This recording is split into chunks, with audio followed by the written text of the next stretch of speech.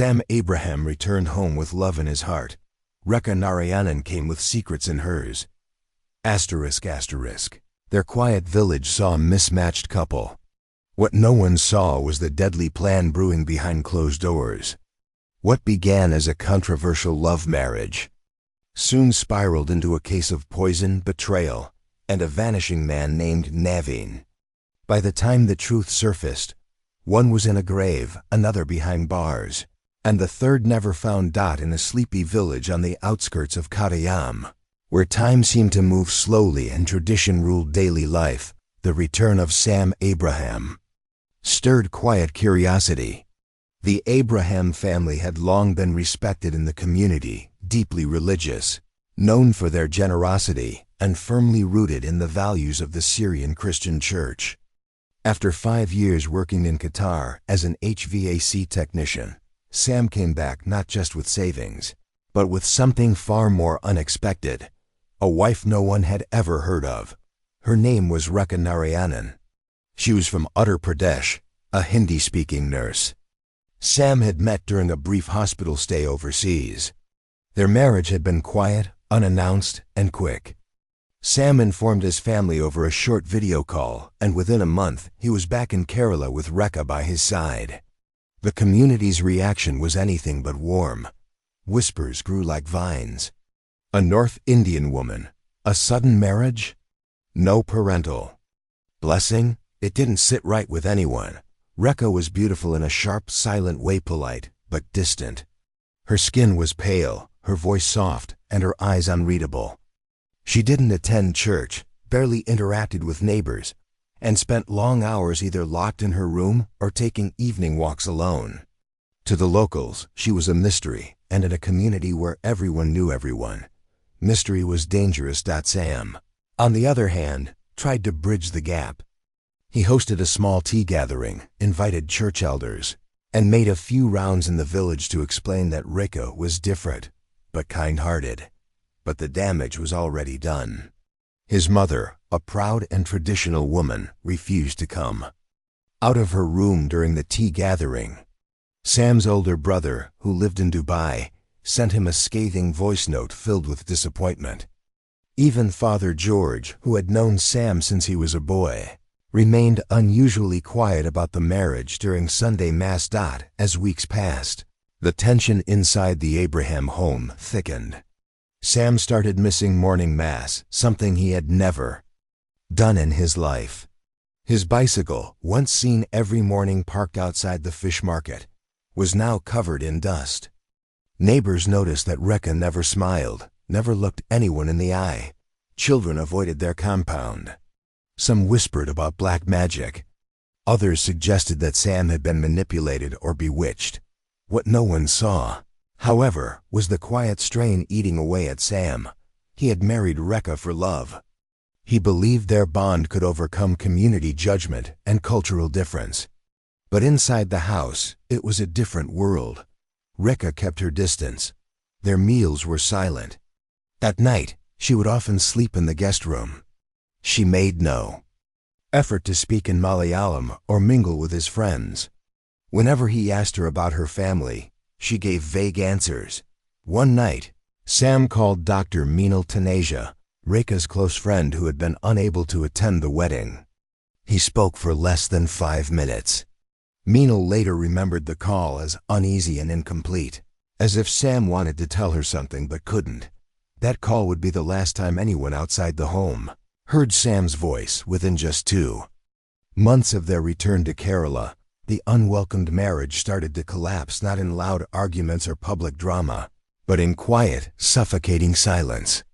Then, one morning in October, Sam was found dead in his bed. To outsiders, it looked like fate had simply caught up with a troubled love story. But to those who had paid attention, something about the entire situation felt wrong, like the final page of a book had been torn out.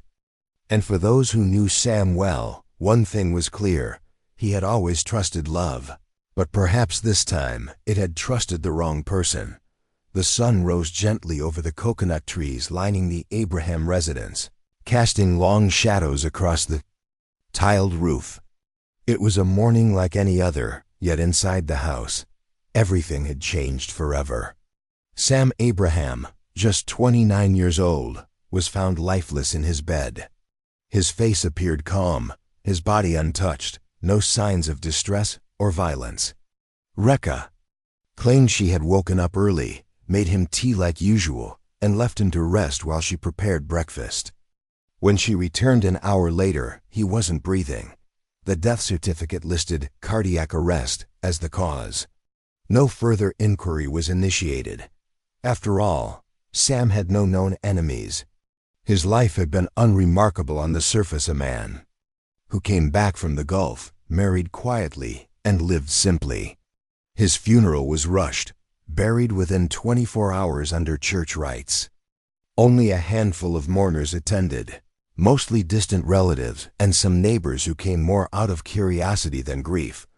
But one person couldn't shake off the unease, Dr. Meenal Taneja. When she heard of Sam's death, she was stunned.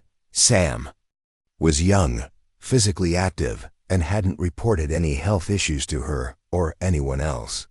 The fact that he had died so suddenly in his sleep troubled her deeply. Meenal had always found Rekha's behavior distant, but never dangerous. Still, something didn't sit right. Upon arriving in Kerala for the post-funeral visit, Meenal noticed Rekha seemed eerily composed. No tears, no visible signs of mourning. She repeated her story calmly to anyone who asked, never stumbling, never flinching. Even when someone tried to bring up Sam's health, she dismissed it with a tired sigh, calling it God's will.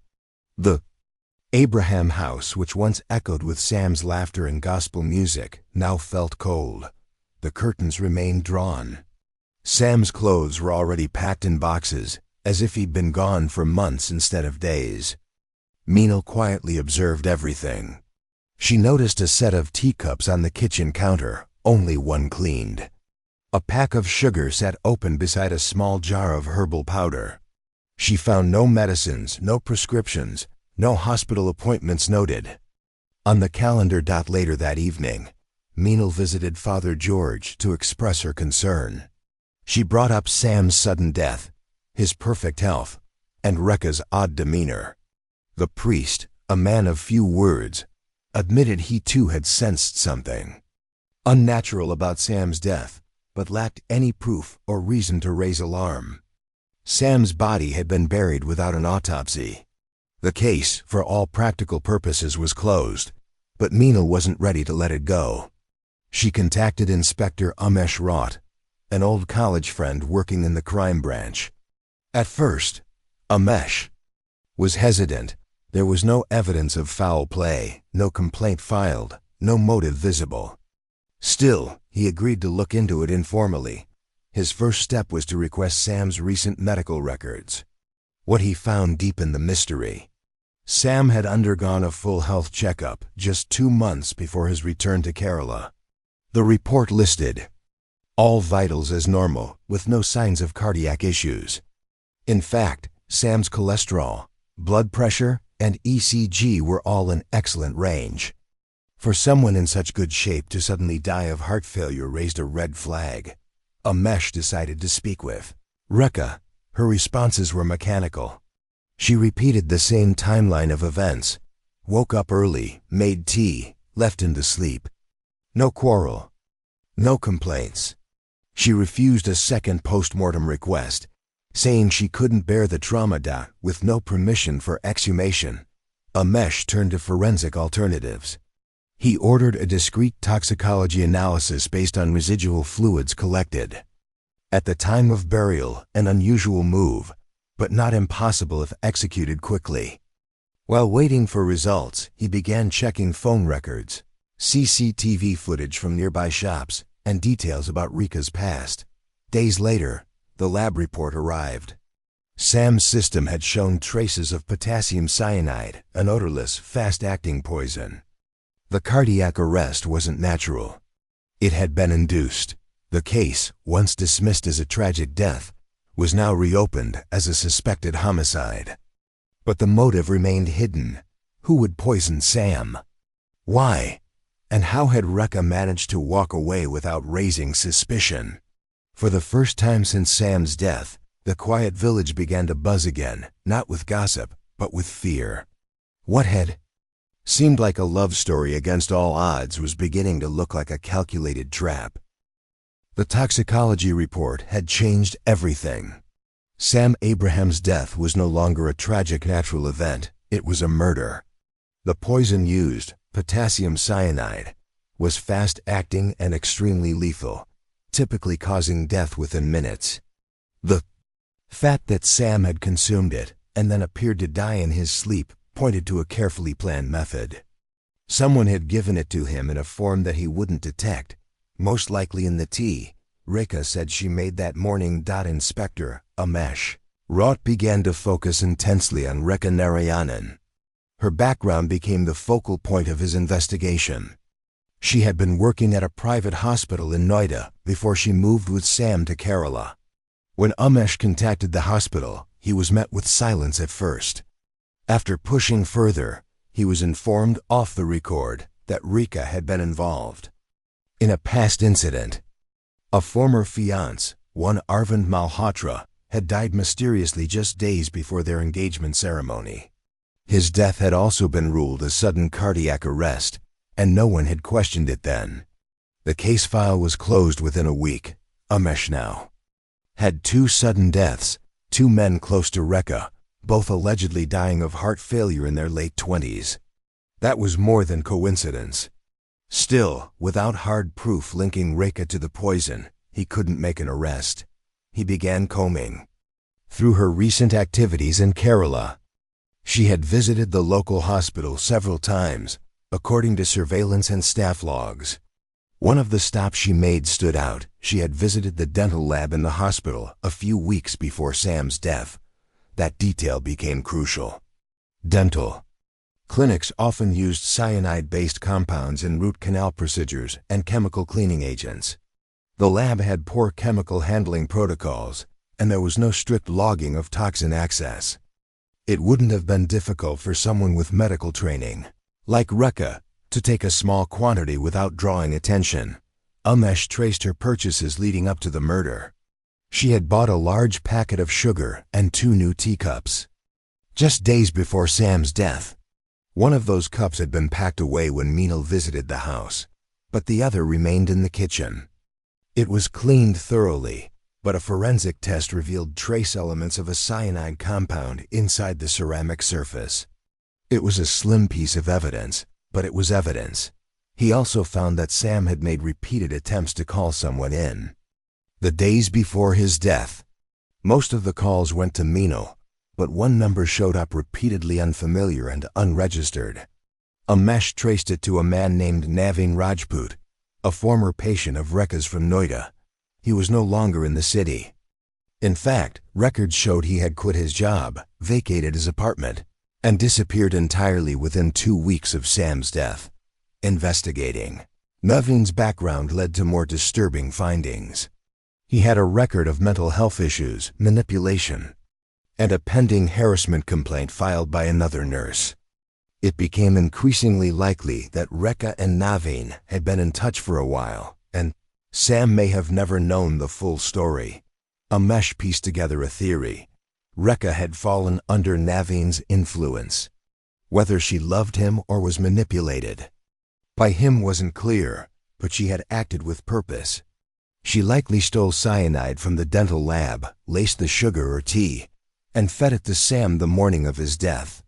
The plan was cold, deliberate, and calculated to draw no attention. Still, there were no witnesses and no confession. Rekha maintained her calm exterior. She denied knowing Naveen, insisted she had no idea how Sam died, and blamed stress and grief for her quiet behavior. The only way forward was to pressure her psychologically, not legally. Umesh knew that Rekha had made one mistake. She assumed that no one would dig too deep into the life of a man whose marriage had already been rejected by his family and community. But someone had, and now her secrets were beginning to surface. The image of a grieving wife was starting to crack, revealing something far darker beneath.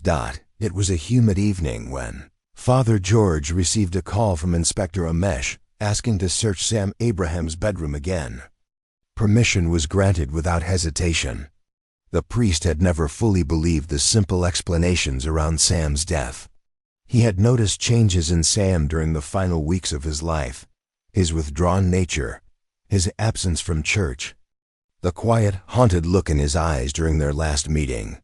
Something had been troubling him deeply. During the second search of Sam's room, investigators paid attention to areas previously overlooked. Behind an old wooden shelf filled with dusty religious books, they discovered a thin blue notebook wedged between the frame and the wall. It was Sam's personal diary. Most entries were dated from the last 3 months after his return to Kerala with Rekha. The handwriting was neat, but grew increasingly shaky and anxious with time. The early pages were filled with hopeful lines. Sam had written about his excitement to start a new chapter, his belief that love could conquer disapproval, and his dreams of having a peaceful family life. But midway through the notebook, the tone changed. Sam had started to sense that something was wrong. One particular entry stood out: "She doesn't sleep beside me anymore. She stares at me when she thinks I'm not looking. The tea tastes bitter sometimes. I've been feeling weak, but I haven't told anyone." Another entry mentioned Rekha meeting someone outside a hospital canteen during one of her walks. The name Naveen was scribbled multiple times, though there was no context. Sam didn't know who he was, but he had clearly suspected a connection between Rekha and this mysterious man. Inspector Umesh took the diary as critical evidence. It wasn't a smoking gun, but it proved Sam had sensed danger. He also revisited Sam's call logs from the days before his death.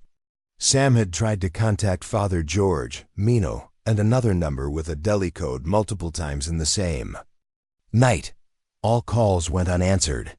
Sam had clearly wanted to reach someone before it was too late. Umesh now returned his focus to Naveen Rajput. Despite efforts, the man had disappeared. His last known location was a train to Goa, after which there was no digital footprint, no hotel check-ins, no ATM withdrawals, nothing. It was as if he had vanished on purpose.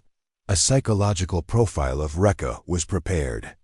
It described her as emotionally detached, secretive, and likely dependent on validation from strong external personalities. Investigators theorized that Naveen manipulated her by convincing her that Sam was a barrier to their future together. Rekha, already isolated and estranged from the local community, had clung to the only emotional connection. She had left, even if it meant destroying the one she lived with. Forensic experts then uncovered something else. A scan of Rekha's hospital computer from her previous job in Noida showed she had visited several chemistry forums and poison-related websites. The searches dated back to the time just after her engagement with Arvind Malhotra, her previous fiancé, who had also died unexpectedly. One search string stood out: fast-acting poisons that don't leave a trace. Umesh began to see a pattern. Rekha had a history of relationships that ended in unexplained deaths. There was a clear method: poisoning that mimicked sudden medical collapse, preferably when no one else was around. Both men had been isolated at the time of their deaths. Both had shown no signs of external harm. Both were connected to Rekha. The pieces were falling into place. What began as a strange and silent marriage had turned into something much more sinister. Sam's death wasn't about a failing relationship or culture clash. It was premeditated, planned, and executed with chilling precision. And now, with the diary in hand, Umesh had a narrative backed by Sam's own written words. The time had come to confront Rekha with everything: her past, the evidence, and the truth she thought would remain buried. But what Umesh didn't expect was how easily she would crack when finally cornered. When Inspector Umesh Rawte entered the interrogation room, Rekha Narayanan sat calmly, her hands folded neatly on the table, her eyes unwavering. She had not asked for a lawyer, nor had she protested her sudden detention. It was as if she had already rehearsed this moment in her mind. But Umesh knew her silence wasn't strength, it was avoidance. He placed the diary in front of her without a word. Then, he slid forward the forensic report, detailing the cyanide traces on the teacup. Lastly, he laid down printouts of her internet search history from the hospital computer in Noida. Still, Rekha said nothing. The room felt colder than before. Minutes passed in heavy silence. Then quietly she spoke. "He wouldn't let me go." Her voice was flat, emotionless. What followed wasn't so much a confession as it was a recounting, a mechanical, detached explanation of what she had done. Rekha claimed that after marrying Sam, she realized her mistake. The love she had imagined wasn't real. Kerala felt foreign, stifling, and judgmental. The community's rejection didn't just affect Sam, it suffocated her. Sam, once kind and soft, had grown suspicious and paranoid. Rekha said he questioned her constantly, checked her phone, monitored her movements. Whether those claims were true or a defense mechanism, no one could verify. She admitted she had stayed in touch with Naveen Rajput throughout. They had met during his stay at the hospital in Noida, where she worked. He was charming, mysterious, and spoke of running away, starting a new life away from judgment. Rekha claimed he had promised her freedom. He convinced her that Sam was the obstacle. According to her, Naveen didn't just plant the idea, he planned the details. He told her about cyanide, how to use it, and how to time the poisoning so it would mimic natural cardiac failure. Rekha followed every instruction. She stole the chemical from the hospital's dental lab, mixed a tiny dose into Sam's sugar, and waited for the morning when he'd be alone. That day, she made his tea with a smile and watched him drink it. She left the room, as Naveen instructed, and when she returned, he was dead. The plan had worked exactly as intended, but what she didn't anticipate was Naveen's sudden disappearance. He had promised to meet her after Sam's funeral. He never showed up. His phone went dead. She waited for weeks, clinging to the belief that he would return. But he had vanished. Umesh believed Naveen was real, but he also suspected Rekha had created an image of him far greater than the man himself. Whether he was a manipulator or a fantasy-turned accomplice, Rekha had made her choice. She had killed a man who loved her in the hope of starting a life that would never happen. With the confession recorded, Rekha was formally charged with murder. The courtroom trial that followed drew national attention. A young woman accused of poisoning her husband using hospital-grade cyanide, a missing accomplice, and a marriage that the community had rejected. It was a story that gripped the nation. The court found Rekha guilty of murder and sentenced her to life in prison. During the proceedings, she never cried, never pleaded. When asked if she had any final words before sentencing, she said, "I just wanted to be free." The Abraham house has remained locked ever since. Weeds now grow through the front gate, and the windows are clouded with dust. Father George still places flowers by Sam's grave every Sunday. Meenal eventually moved abroad, unable to live with the memories. And Naveen Rajput? He was never found. Some believe he fled the country. Others say he never existed in the way Rekha imagined. Sam Abraham's death was not just a personal tragedy, it became a reflection of everything that can go wrong when love is rushed, when trust is blind, and when freedom is pursued through the darkest of paths. A love marriage that no one wanted, and a murder that no one expected.